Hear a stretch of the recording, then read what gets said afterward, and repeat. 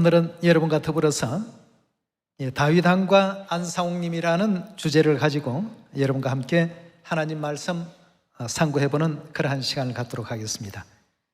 요한복음 5장 39절에 이 성경이 하나님에 대한 증거라고 이렇게 기록되어 있지 않습니까? 그렇다면 성경 속에 육체를 입고 이 땅에 오신 그 하나님에 대한 수많은 그 증거들이 있겠습니다만 그 증거 가운데 오늘은 다윗에 대한 부분을 가지고 이 땅에 오신 그리스도 안상홍님을 조명해보는 그러한 시간을 가져보도록 하겠습니다. 이사야서 9장 6절의 말씀 보도록 하겠습니다. 이는 한 아기가 우리에게 낳고 한 아들을 우리에게 주신 바 되었는데 그 어깨에는 정사를 메었고 그 이름은 기묘자라 모사라 전능하신 하나님이라 영존하시는 아버지라 평강의 왕이라 할 것임이니라 하고 했습니다. 여기서 말씀하신 이 아기는 누구를 가리킨다고 했습니까? 9장 1절의 말씀 보시면 전에 고통하던 자에게 흑암이 없으리로다. 옛적에는 여호와께서 스불론 땅과 납달리 땅으로 멸시를 당케 하셨더니 후에 해변길과 요단 저편 이방의 갈릴리를 영화롭게 하셨나니라. 흑암에 행하던 백성이 큰 빛을 보고 사망의 그늘진 땅에 거하던 자에게 빛이 비추셨도다 하고 했습니다.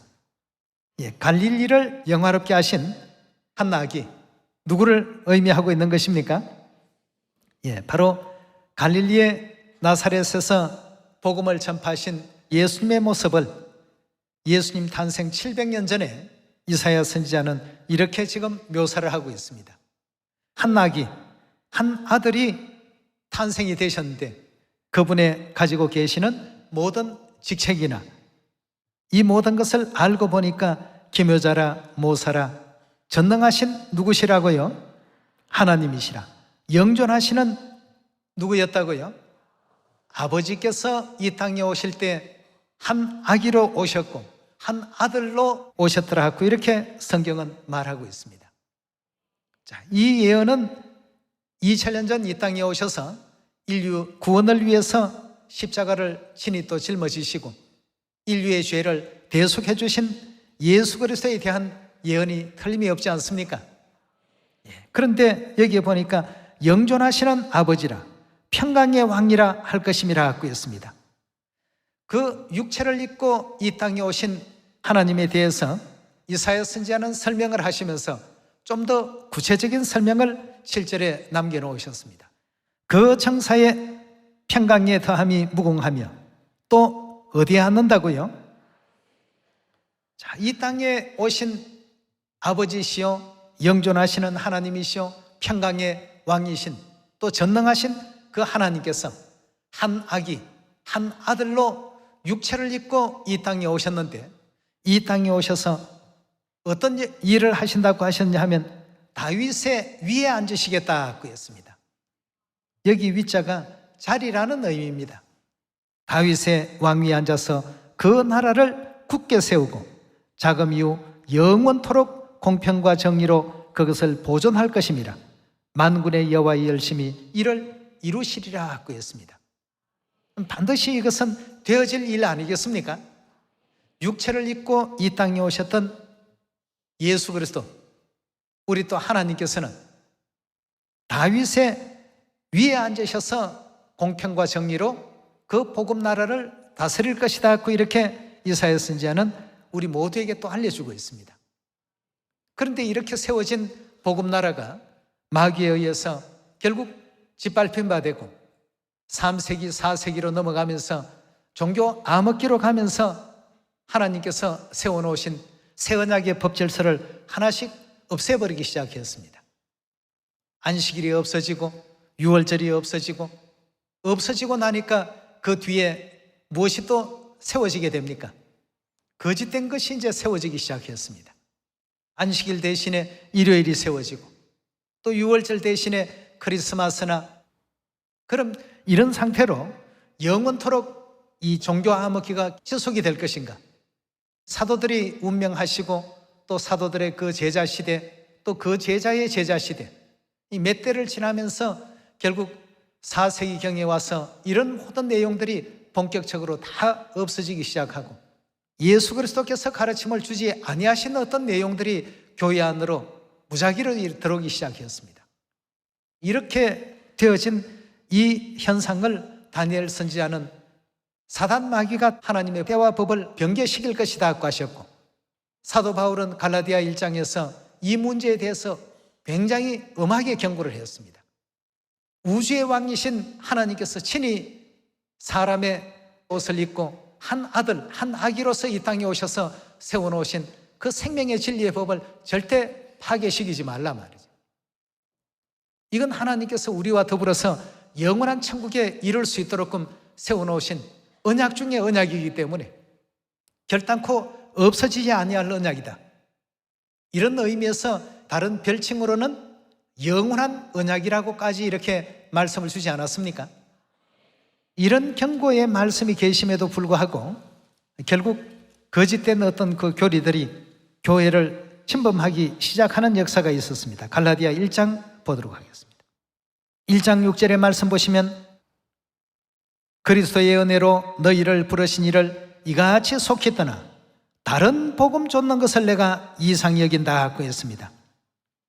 하나님께서 육체를 입고 이 땅에 오셔서 세워놓으신 우주의 가장 완벽한 어떤 그 진리를 사람의 어떤 생각으로 막 뜯어고치기 시작한 겁니다. 7절입니다.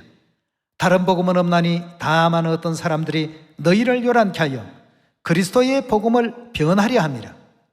그러나 우리나 혹 하늘로부터 온 천사라도 우리가 너희에게 전한 복음 외에 다른 복음을 전하면 어떤 현상이 벌어진다고요? 저주를 받게 되는 이런 일들이 벌어질 수밖에 없다라고 이렇게 경고를 주셨습니다. 이런 성경의 가르침과 경고가 있음에도 불구하고 계속적으로 진리는 왜곡되기 시작하고 하나님께서 인류를 살리기 위해서 세워놓으신 진리의 법도는 이 땅에서 이제 사라져버리게 되었습니다. 태초부터 종말을 내다보신 하나님께서 첫 번째 가서 세워놓은 그 생명의 진리를 사단이 계속 없애는 광경을 이미 내다보고 계셨습니다.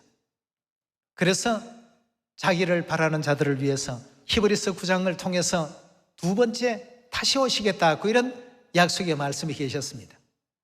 예레미야 30장 8절의 말씀 보시면 만군의 여호와가 말하노라 그 날에 내가 네 목에서 그 멍에를 꺾어버리며 네 줄을 끊으리니 이방인이 다시는 너를 부리지 못할 것이며 너희는 너희 하나님 나 여호와를 섬기며 내가 너희를 위하여 일으킬 누구를 섬긴다고요? 너희 왕 다윗을 섬기리라고 했습니다. 예레미야 선지자가 이 예언서를 기록한 이 시점에는 다윗 왕은 이미 죽은 지 오랜 세월이 지난 후입니다.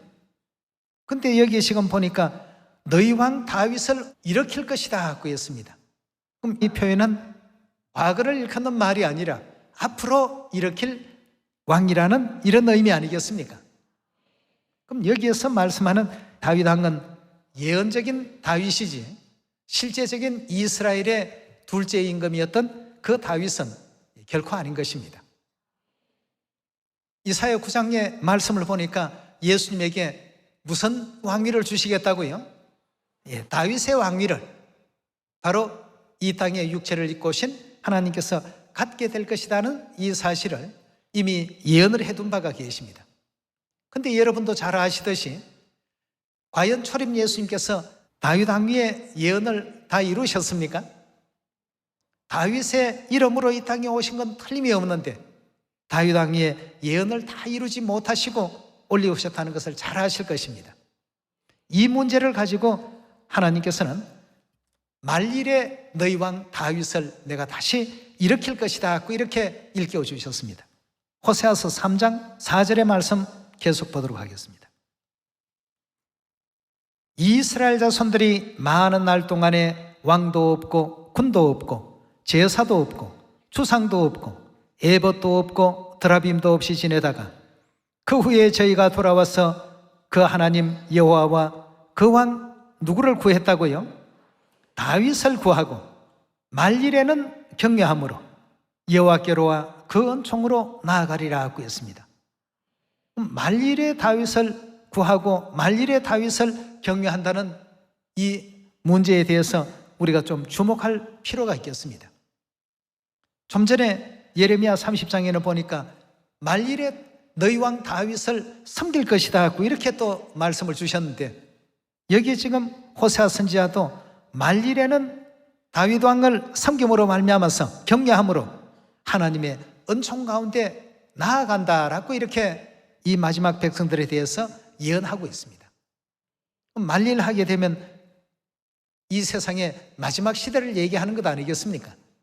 마지막 시대의 그 백성들은 반드시 누구를요? 다윗을 경외해야만 하나님께서 허락해 놓으신 하나님의 은총 가운데 나아갈 수 있는 자녀들이 될 수 있지 않습니까? 그렇다면 이 다윗이 누구인지를 우리가 분명히 알아야 되겠고, 정확히 또 이해해야만 그 다윗을 찾고 영접하고 경외할 것 아니겠습니까? 그래서 예수님께서도 사도 요한에게 계시를 주시면서 이 다윗에 대한 문제를 아주 중요하게 언급해 놓으셨습니다. 요한계시록 5장 1절의 가르침을 보시면, 내가 보매 보좌에 앉으신 이의 오른손에 책이 있으니 안팎으로 섰고 7인으로 봉하였더라. 또 보매 힘있는 천사가 큰 음성으로 외치기를, 누가 책을 펴며 그 인을 떼기에 합당하냐 하니, 하늘 위에나 땅 위에나 땅 아래나 능히 책을 펴거나 보거나 할 리가 없더라. 이 책을 펴거나 보거나 하기에 합당한 자가 보이지 않기로 내가 크게 울었더니, 장로 중에 하나가 내게 말하되 울지 말라. 유대 지파 사자 누가여, 다윗의 뿌리가 이겼으니 이 책과 그 7인을 떼시리라 하고 했습니다. 닫혀있고 감춰졌던 이 하나님의 생명의 진리의 말씀이 열어질 수 있고 그 뜻을 전부 우리에게 해석할 수 있고 이해시킬 수 있는 분은 오직 누구 외에는 없다고요? 오직 다윗의 뿌리, 다윗이라고도 표현이 되어 있고 다윗의 뿌리라고도 표현되어 있고 다윗의 자손이라고도 표현되어 있고, 성경에는 여러 이제 그 표현들이 많은데요, 유대 지파 사자 다윗의 뿌리가 이겼으니 이 책과 그 7인을 다 떼어주실 것이다. 이제까지는 임봉된 상태로 감춰져 왔던 것을 이제는 다 열어줄 것이다. 그럼 이 다윗의 뿌리가 누구인지를 우리가 알아야 되겠습니다. 자, 초림 때나 재림 때나 같은 분이십니다. 요한계시록 22장 16절의 말씀 보도록 하겠습니다. 나 예수는 교회들을 위하여 내 사자를 보내어 이것들을 너희에게 증거하게 하였노라. 어떤 것을 증거하게 했냐 하면, 나는 누구라고요? 나는 다윗의 뿌리요 자손이니 곧 광명한 새벽별이라 하시더라 하고 했습니다. 자, 어느 부분에서는 다윗이라고도 하셨고, 또 어디에는 다윗의 뿌리라고 하셨고, 또 다윗의 자손이라고 하셨고, 새벽별이라고도 하시고, 예수님을 지칭하는 여러 가지 어떤 비유적인 표현들이 등장하고 있는데, 요한계시록 5장 5절에서 나오는 다윗의 뿌리가 이겼으니 이 책과 7인을 떼실 것입니다 라고 말씀하신 그 다윗의 뿌리는 알고 보니까 누구였습니까? 예수님이셨고, 이사야 9장 6절에도 다윗의 위에 앉으실 분이 누구셨다고요? 예수님이셨습니다. 그렇죠? 이방의 갈릴리를 영화롭게 하신 그분이 바로 누구신가 하고 보니까 한 아들로 이 땅에 온 아기였는데, 그 아기는 그 이름을 보니까 기묘자라 모사라 전능하신 하나님이라 영존하시는 아버지라 평강의 왕이라 할 것입니다. 영적 세계 속에는 아버지 하나님이셨는데 육체를 입고 한 아기로 아들의 입장으로 이 땅에 오셨다는 것을 이사야 선지자가 예언했습니다. 그리고 오셔서는 다윗의 위에 앉아서 모든 백성들을 다스리고 통치하시게 될 것이다. 이렇게 이제 이사야 9장에서는 예언하고 있습니다. 그렇지만 2000년 전 이 땅에 오셔서 세워놓으신 모든 새 언약의 법질서가 원수 마귀에 의해서 전부 다 회파된 바 되고, 사단이 원하는 거짓 것만 방성하게 지금까지도 1000년이 넘는 이 시간까지도 계속해서 자라나고 있습니다. 이 모든 일들을 하나님께서 그냥 내버려 놓는다면 진리도 없는 이 세대에 모든 인류가 죽을 수밖에 없기 때문에 살리기 위해서 두 번째 다시 육체를 입고 이 땅에 다시 오시겠다고 히브리서 9장에서는 그렇게 언급을 했습니다. 자, 그 장면에 대해서 누가복음 3장 21절의 말씀 함께 보겠습니다. 예수님께서 다윗의 왕위로 이 땅에 오신다라고 하셨는데 예수님과 다윗에 대한 연구가 좀 필요합니다. 다윗은 사무엘하 5장을 보면 몇 세 왕이 됐다고 되어 있습니까? 30세에 되어 있는데 예수님의 행적과 다윗의 행적이 아주 일치합니다. 이래서 이제 성경은 예언과 예언 성취의 그 관계에서 이런 내용을 우리가 잘 주목해서 볼 필요가 있는 것이죠. 21절의 말씀 보시면 백성이 다 세례를 받을세, 즉 침례를 받을세, 예수도 침례를 받으시고 기도하실 때에 하늘이 열리며 성령이 형체로 비둘기같이 그 위에 강림하시더니 하늘로서 소리가 나기를 너는 내 사랑하는 아들이라 내가 너를 기뻐하노라 하시니라. 예수께서 가르치심을 시작하실 때에 몇 세쯤 되셨다고요? 30세 침례를 받으시고 회개하라 천국이 가까이 왔느니라 선포하시지 않았습니까? 그때 연세가 얼마가 됐다고요? 예수 그리스도께서 가르치심을 시작할 때 30세쯤 되시니라. 그럼 다윗은 어떤가? 사무엘하 5장 4절입니다.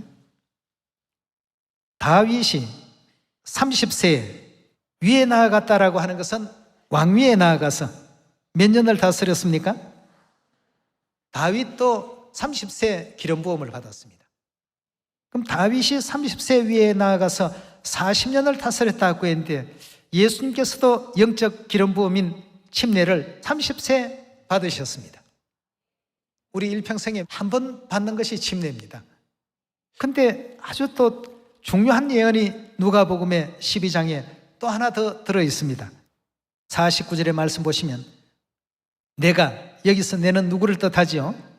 예수님께서 불을 땅에 던지러 왔노니 이 불이 이미 붙었으면 내가 무엇을 원하리요? 나는 무슨 침례가 있다고 했습니까? 받을 침례가 또 있다고 했어요. 이미 누가복음 3장에서 백성이 침례를 받을세 예수도 침례를 받으시고 이미 3장에서 끝난 사건입니다. 그런데 12장에 와서 보니까 내가 불을 땅에 던지러 왔노니 이 불이 이미 붙었으면 내가 무엇을 원하리요? 나는 받을 세례가 있으니, 아직도 침례를 안 받은 것 같이 말씀을 하시면서 받을 세례라고 하는, 한 번 더 침례를 받아야 된다는 뜻 아니겠습니까? 침례를 받으려면 반드시 육을 입고 오셔야 됩니다. 받으시되 반드시 초림 때나 재림 때나 누구의 위를 가지고 이 땅에 오신다고요? 다윗의 위를 가지고 반드시 이 땅에 오셔야 되겠습니다. 다윗이 30세 왕위에 나아가서 40년을 다스렸는데 예수님께서는 30세 영적 기름 부음이 되는 침례를 받으시고 복음 나라의 왕으로서 등극했습니다. 그럼 30세 복음 나라의 왕이 되셨는데 3년간 복음을 전파하시다가 십자가에 운명을 하셨습니다. 이러기 때문에 다윗 왕이 40년의 예언을 다 이루지 못하셨습니다. 그럼 나머지 37년은 언제 와서 이루실 것이냐? 히브리서 9장 28절의 말씀과 같이 다윗의 이 예언을 이루기 위해서 다시 오시겠다고 했습니다. 그래서 반드시 두 번째 오시는 재림 그리스도도 30세의 침례를 받아야 되고 37년 복음 생애를 걸어가셔야 됩니다. 그래야지만 다윗의 그 왕위 예언을 완수할 수 있는 것 아니겠습니까? 나는 받을 침례가 있다라고 하셨기 때문에 여기서 받을 침례라고 하는 것은 초림 때가 아니고 언제입니까? 재림 때 이 땅에 오셔서 다시 받겠다는 의미 아니겠습니까? 그 일을 이루기까지 나의 답답함이 어떠하겠냐고 했습니다. 이사야 46장 10절의 말씀을 보면 태초부터 종말을 내다보시고 라고 하셨는데 이 세상 끝까지 보니까 너무나도 참 암담합니다. 답답하기만 합니다.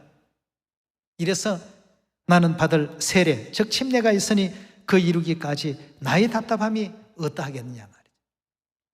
그럼 초림 때 3년 다윗의 위에 머무르시다가 떠나셨기 때문에 남은 37년 다윗의 왕위도 온전히 완성할 수 있어야만 됩니다. 그래서 이 땅에 두 번째 오시겠다고 했고, 침례를 받을 수 있는 몸을 가지고 오셔야 되기 때문에 육체를 입고 이 땅에 틀림없이 오셔야 됩니다. 오셔서는 다윗의 예언과 똑같이 30세에 침례를 받으셔야 되는데, 이 30세 되시는 해가 언제냐? 이 문제가 참 중요합니다. 이 문제에 대해서 마태복음 우리 24장을 한번 열어보도록 합시다. 32절입니다. 무화과 나무의 비유를 배우라. 마태복음 24장은 언제 어느 때 일어날 일들을 예언한 부분이죠. 24장 3절 한번 볼까요? 예수께서 감람산 위에 앉으셨을 때에 제자들이 종용이 와서 가로되 우리에게 이르소서 어느 때에 이런 일이 있겠사오며 또 주의 임하심과 했습니다. 주의 임하심과 세상 끝에는 무슨 징조가 있사오리까? 제자들이 궁금해서 여쭤본 건 두 가지였습니다. 언제쯤 다시 임하실 예정이십니까? 세상 끝은 그럼 어떤 징조가 일어납니까? 이 두 가지 문제를 질문하시고 답하시는 장면입니다. 답하시는 가운데서 32절에 무화과 나무의 비유를 배우더라 하고 했습니다. 무화과 나무의 비유를 배우라. 그 가지가 연하여지고 잎사귀를 내면 여름이 가까운 줄 아나니 이와 같이 너희도 이 모든 일을 보거든 인자가 가까이 문 앞에 이른 줄 알라. 무화과 나무는 여러분들 잘 아시다시피 이스라엘을 상징한다고 배우셨죠? 이스라엘 나라가 결국 주 70년 이래로 국권을 완전히 상실해버리고 이스라엘이 멸망을 해버렸습니다. 멸망된 상태로 1900년이라는 기나긴 시간 끝에 1948년도에 이스라엘이 빼앗겼던 국권이 어떻게 되죠? 회복되었습니다. 그 회복된 그 내용을 성경에서 표현하기를 메말라버렸던 무화과 나무에 다시 물이 오르고 가지가 연하여지고 잎사귀를 피우기 시작했다. 이스라엘의 독립을 상징적으로 설명하고 있습니다. 무화과 나무의 비유를 배우라. 가지가 연하여지고 잎사귀를 내면 여름이 가까운 줄 아나니 이와 같이 너희도 이 모든 일, 즉 무화과 나무가 가지가 연하여지고 잎사귀를 내는 이런 일을 보거든 누가 가까이 온 줄 알라고요? 인자가 가까이 온 줄 문 앞에 이런 줄 알라. 바로 주의 임하심이 언제입니까? 하고 여쭈었을 때 주신 답입니다. 이때 내가 임하겠다 말이죠. 이때 두 번째 이 땅에 오셔서 복음의 문을 여시겠다는 얘기입니다. 아버지 안성님 이 땅 위에 육체를 입으시고 오셔서 침례를 받으신 해가 바로 1948년도입니다. 그럼 침례만 받았다고 무조건 되느냐? 이때 연세가 참 중요합니다. 초림 예수님이 다윗의 왕위 예언을 이루기 위해서는 틀림없이 30세 침례를 받으셔야 됩니다. 근데 재림 예수님 역시도 30세 다윗 왕위의 예언을 이어가셔야 되기 때문에 반드시 침례가 이루어져야 되겠고 그때로부터 37년 남은 다윗 왕위의 복음의 생애를 걸어가셔야 되겠습니다. 1948년이라는 이 연도는 이스라엘 나라의 독립이라는 단순한 그런 어떤 의미만 가진 것이 아니고 그 해부터 침례를 받으시고 복음 나라를 하나님께서 여시게 된 것입니다. 48년도에서 37년이면 연도상으로는 언제입니까? 1985년에 2월에 이제 예언 따라서 올리우시게 된 것입니다. 더도 덜도 아닌 정확한 이런 어떤 내용 속에서 다윗 왕위의 그 예언을 온전히 또 완성하시고 성취하신 그분이 바로 우리 그리스도 하늘아버지 안상홍님이십니다. 여러분 있는 내용을 그대로 지금 여러분들에게 보여드리는 겁니다. 이렇게 해서 1948년도에 침례를 받으시려면 이 땅에 몇 년도에 오셔야 됩니까? 1918년도에 오셔야 되겠죠. 정확히 또 1918년도에 이 땅에 오셨습니다. 성경 예언은 이처럼 거짓이 없고 이 성경이 내게 대하여 정한 것이라고 말씀을 해놓으셨으니까 그대로 또 완성이 되고 이루어져야 되지 않겠습니까? 네. 그러니까 두 번째 이 땅에 오실 때에도 그냥 오신 것이 아닙니다. 또 다른 선지자들의 예언을 동원을 시켰습니다. 미가서 우리 4장 한번 보도록 합시다. 4장 1절의 예언을 보시면 말일에 이르러는 여호와의 전의 산이 산들의 꼭대기에 굳게 서며 라고 했습니다. 자, 이 예언의 시기도 말일에 대한 예언입니다. 말일에 이르러는 여호와의 전의 산이 산들의 꼭대기에 굳게 서며 작은 산들 위에 뛰어나고 민족들이 그리로 몰려갈 것이라. 곧 많은 이방이 가며 이르기를 오라 우리가 여호와의 산에 올라가서 야곱의 하나님의 전에 이르자 그가 그 도로 우리에게 가르치실 것이라 하고 했습니다. 하나님께서 친히 말일에 가르치시는데 어디에서 그런 가르침이 이루어지게 된다고요? 우리가 그 길로 행하리라 하리니 이는 율법이 시온에서 나올 것이요 여호와의 말씀이 예루살렘에서부터 나올 것임이라 하고 했습니다. 하나님의 그 가르침이 시온에서 예루살렘에서 이루어지게 될 것이다 하고 했습니다. 시온이라고 한다면 하나님의 절기를 지키는 곳입니다. 주간절기인 안식일이 있고 또 연간절기인 유월절이 있고 무교절이 있고 초실절이 있고 77절, 나팔절, 대속절, 초막절 이런 절기가 있는 시온에서 하나님께서 가르치신다고 했으니까 두 번째 다윗의 위를 가지고 이 땅에 오셔서 하나님의 말씀을 가르치는 역사가 절기 지키는 그 시온에서 분명히 또 일어나야 되겠습니다. 예. 그리고 다윗의 위를 가지고 오셨다고 하니까 반드시 무화과 나무가 가지가 연하여지고 잎사귀를 내는 바로 그때 1948년도에 30세의 침례를 받으시고 37년 복음의 길 걸어가셔야 되는 것 아니겠습니까? 그때 인자가 문 앞에 와 있는 줄 알거란 말이죠. 복음의 모든 시작은 그때로부터 시작이 되는 겁니다. 아버지 안상님 이 땅에 오셔서 시온에서 말일의 가르침을 주신다고 하셨는데 그 가르침을 받게 되면 어떤 일들이 벌어지게 되는지 그 답을 한번 찾아보도록 하겠습니다. 에스겔 37장 24절입니다. 내 종 다윗이 그들의 왕이 되리니 그들에게 다 한 목자가 있을 것이라. 이미 에스겔 선지자는 다윗이 죽은 지 오랜 세월 지난 이후에 이런 기록을 하게 된 것입니다. 내 종 다윗이 그들의 왕이 되리니 하는 것은 앞으로 미래에 있을 일을 예언하고 있는 것 아니겠습니까? 여기에서 말하는 다윗은 이스라엘 두 번째 임금이었던 육적 다윗을 가리키는 것이 아니라 바로 그리스도를 이제 의미하고 있는 것입니다. 다시 보시면 내 종 다윗이 그들의 왕이 되리니 그들에게 다 한 목자가 있을 것이라. 그들이 내 규례를 준행하고 내 율례를 어떻게 한다고요? 아니 유월절이 없어져 버리고 안식일이 없어져 버리고 새 언약의 진리가 다 없어져 버리고 절기가 다 없어져 버렸는데 하나님을 믿는 그들이 하나님의 규례를 준행할 줄 알게 되었더라고 했습니다. 다 없어져 버린 새 언약의 그 율례와 규례와 법도가 다윗이 등장함으로 말미암아서 어떻게 됩니까? 전부 다 회복이 되고 복구가 되어서 그래서 말일에 그가 그 도로 우리에게 가르치신다고 했습니다. 이 가르침을 받았기 때문에 율례를 지키고 규례를 지키는 거 아니겠습니까? 네. 25절입니다. 내가 내 종 야곱에게 준 땅 곧 그 열조가 거하던 땅에 그들이 거하되 그들과 그 자자손손이 영원히 거기 거할 것이요 내 종 다윗이 어떻게 한다고요? 영원히 그 왕이 되리라.